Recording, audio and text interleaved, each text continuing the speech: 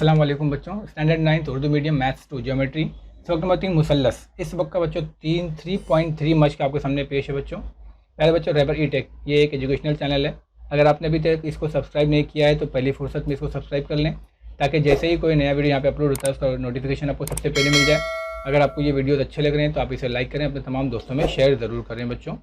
चलिए हम शुरू करते हैं। सबसे पहला क्वेश्चन इसमें है, शक्ल में दिए गए जावियों की पैमाइशें देखिए और एक्स वाई की कीमत मालूम कीजिए। उसी तरीके से ए बी डी और ए सी डी की पैमाइश भी मालूम करना है।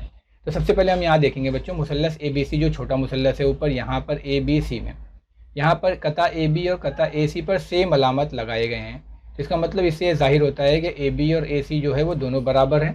तो हम सबसे पहले लिखेंगे मुसल्लस ए बी सी के अंदर कता ए बी और कता ए सी बराबर है, ये हमें दिया हुआ है।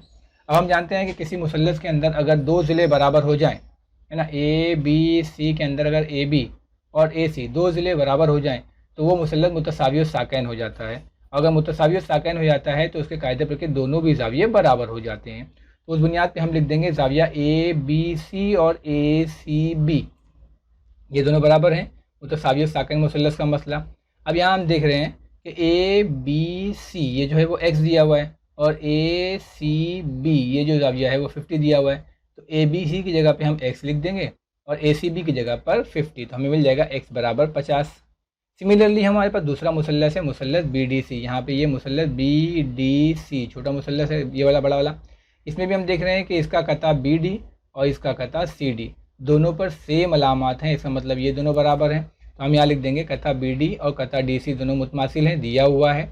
इसका मतलब ये हो गया कि यहाँ पर भी हम फीसा इसका मुतसावियुस साकैन का मसला इस्तेमाल करेंगे, यानी कि ज़ाविया डी बी सी और ज़ाविया डी सी बी ये दोनों ज़ाविये बराबर होंगे, मुतसावियुस साकैन का मसला।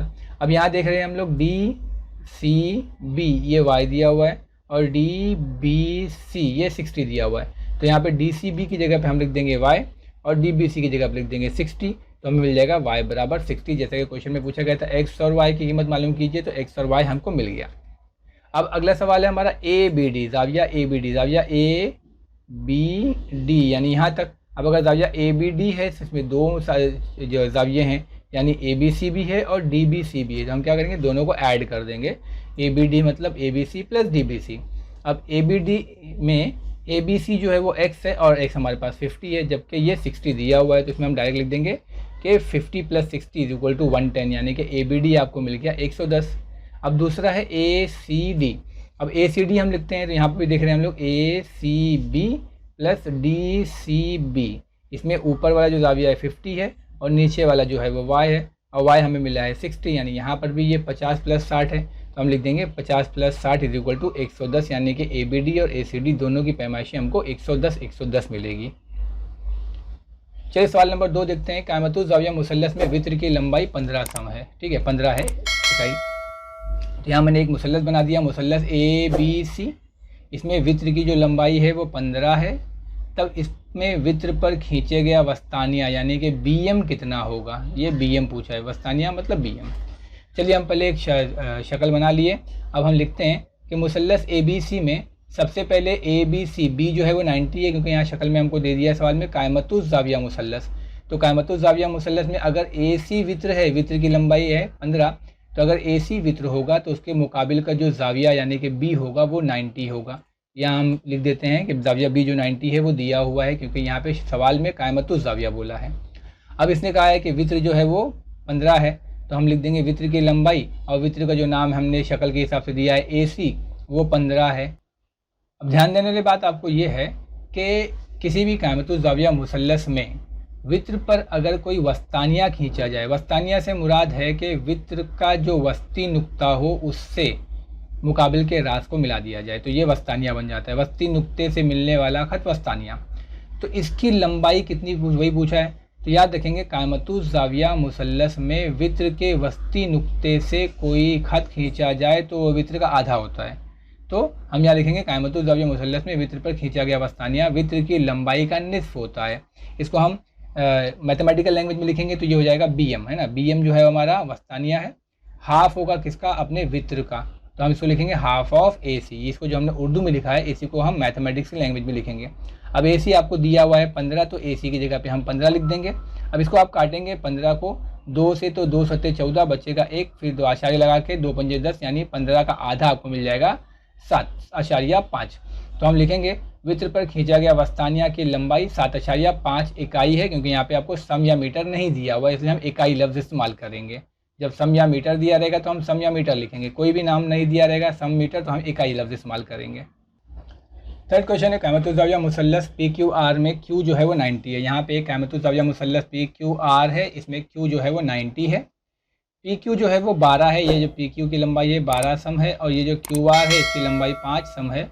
और QS वस्तानिया है, यहाँ पर QS वस्तानिया है, मतलब S जो है वो PR का वस्ती नुक्ता है, तो QS की लंबाई कितनी है। एकदम सिंपल सा क्वेश्चन है बच्चों। सबसे पहले हम क्या करेंगे, इस मुसल्लस PQR में हम लिखेंगे कि ज़ाविया Q जो है वो 90 है, क्योंकि हमको ये दिया हुआ है सवाल के अंदर, देखो यहाँ पर ये दे दिया हुआ है, ठीक है, ये PQR 90 है। अब हम PQR में क्या करेंगे, फिथागोरस का मसला लगा लेंगे। तो ये 90 यहाँ पर है, तो हमारे पास है वित्र का मुरब्बा यानी PR, और फिर PQ² जमा QR² हम लिख देंगे फिथागोरस का मसला। अब इसमें कीमतें रख देंगे। PR हमको नहीं मालूम है, PQ 12 है, QR 5 है। 12 का मुरब्बा 144, 5 का मुरब्बा 5 का मुरब्बा 25, 144 और 25 को हम मिला देंगे तो 169 आ जाएगा। हमें पता है 169 13 का मुरब्बा है, तो दोनों का जज़र मुरब्बा ले लीजिए तो आपको मिल जाएगा PR बराबर 13, यानी P से लेके R तक की जो लंबाई है वो 13 है। अब हम जानते हैं कि क़यामतुज़्ज़ाविया मुसल्लस में वित्र पर खींचा गया वस्तानिया वित्र की लंबाई का निस्फ होता है, जैसा भी इससे पहले सवाल में हमने किया। तो हम क्या लिखेंगे, QS जो है वो PR का आधा है, यानी QS is equal to half of 13, और हाफ ऑफ 13 का मतलब हो जाएगा 6.5। तो जैसे हमसे सवाल में पूछा गया था QS की लंबाई कितनी है, तो QS हमको मिल जाएगा 6.5। ठीक है, नेक्स्ट चौथा क्वेश्चन हमारे पास है, शक्ल में PQR का नुक्ता G जो है वो हिंदसी मरकज़ है। G जो है वो हिंदसी मरकज़ है। अगर GT 2.5 हो 2.5, तो पहले पूछा है PG और उसके बाद पूछा है PT पूरा।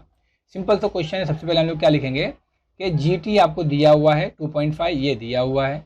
अब हम लिखेंगे कि PG/GT हिंदसी मरकज़ की खुसूसियत होती है कि PG/GT जो है वो 2:1 हो जाएगा।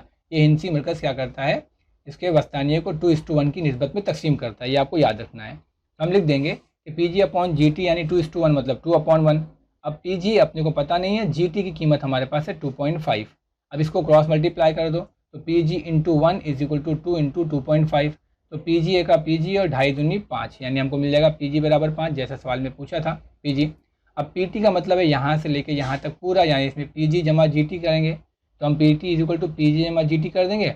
अब PG हमारे पास है 5 और GT है 2.5, तो दोनों को मिला देंगे तो PT मिल जाएगा 7.5। उम्मीद करता हूँ बच्चों आपको समझ में आया होगा। अगर आपको अच्छा लगे तो आप इसे लाइक करें, सब्सक्राइब करें और अपने दोस्तों तक पहुँचाने में मेरी मदद करें और ज़्यादा से ज़्यादा शेयर करें। जज़ाकल्लाह खैर, बहुत शुक्रिया।